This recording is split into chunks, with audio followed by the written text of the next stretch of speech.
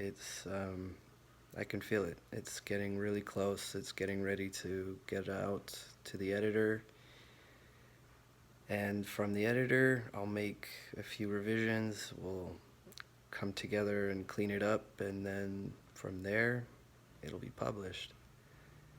And then it'll be on to the next one. And that's kind of a strange place to be. Like, where do you go from here? I always wanted to be doing and living a lifestyle that was true to me, and part of that included being a novelist. Being a novelist is kind of an interesting kind of position because you're spending a lot of time just by yourself in your own head, allowing whatever, story to come through, and then you're just going through the creative motion of organizing it and letting it flow. But it's not really like a team sport per se. And and so it brings me to another topic, which is that aspect of my personality that loves being introverted. It loves being by myself and experiencing more of a meditative process. And then there's another aspect that's come to the surface that's growing to be more inclined to seek out like-minded people. Like, I just want to surround myself with people that are cool, intelligent, they have good direction in their life, and they're just generally great people to be around, and that they bolster my life. They don't bring me down. And maybe being a novelist and being an author, I can tap into some of that just from my work. So getting my work out there, I know I'm going to attract the right people that are just going to enjoy it and feel it and resonate with it. Like, that's just naturally going to happen. I know that there are people out there that are just naturally going to find this book. It's going to come into their life. It just somehow, some way, they'll find it, they'll hear about it. That's just how things work. And I'm confident in that. But I also want to connect more, not just through the writing itself, but through me and like who I am and what makes me tick. And if we were sitting down right now just talking, hanging out in my living room, what would we talk about? What would I talk about? What would I want to share with you? Because I can guarantee you I would be a lot more comfortable sharing just whatever about myself, about life in my living room than I would be out somewhere in some strange city or some strange location. I'm an introvert for sure. And so sitting here in my living room would be the best place to talk. It would be the best place to share who I am. So that's what this is about. It's just talking about who I am, what I'm about, what I've been thinking about. I definitely want to connect to people that resonate with the art and resonate with the work, but maybe create a group of folks that are just on that same wavelength. Whatever that wavelength is, maybe we'll figure it out together. I don't know.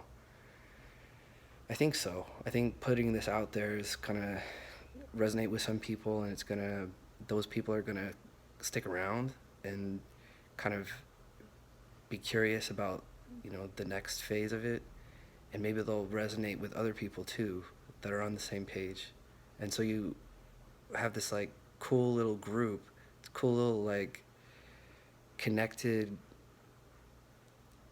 fans, but not just fans, just people that resonate on the same wavelength. And they're all interested in talking and thinking and sharing, and they have that creative desire and appreciation. And and maybe even like some of the topics that I'm going to talk about, like social anxiety for one. That's a big one. And being trans, that's a huge part of my life, a huge part of me. My book isn't about necessarily trans specific topics, but it's obviously got like queer, LGBT, lesbian undertones. Not even undertones, like straight up characters in that situation. And but what I mean by undertones is I I always thought, like, what if they took my characters and they made them like hetero and they made, the butch characters like actual cisgendered men. And I was thinking, like, you couldn't do it. Like, you could try on the surface, you could get away with it possibly, but the subtlety, it just would be lost. And then, like, the emotional aspect of it would be totally gone. It would be the sort of subtlety in the suffering that they both share. Not just the protagonist, but like even the other characters. Like, there's sort of this commonality of suffering, trying to find happiness, not quite fitting in 100%, but yet striving the best they can. And then there's also like rebellion too. There's like rejection of the system, like rebellion against what this idea of what we're supposed to be, and that comes through too. So it's great because like that's exactly how I feel. I have felt for a lot of my life. On the one hand, there's part of me that just wants to be, the standard, like the just normal standard, whatever the fuck that is. It's easy to say, well, what the fuck is that? But like, there is something there. There's some kind of heteronormative, cisgendered, normal. There's something there. And that's what part of me wanted. And then there's part of me that just said, fuck that. Like, why? Like, fuck that. Like, it's it's not even who I am. It's not even what I want anyway. So there's this, you can call it complementary, you can call it combative. It's kind of just depends how you want to look at it. Sometimes it's combative. It's adversarial, where you have two aspects of you that are totally butting heads. And then you have also this complementary aspect where you may have, it's like a partnership. Like, you have one person who's really solid in one aspect and another person who's solid in another aspect, and they're completely different, but together they create something that is like just the gestalt of who they are is more than just the sum of their pieces. And anyway,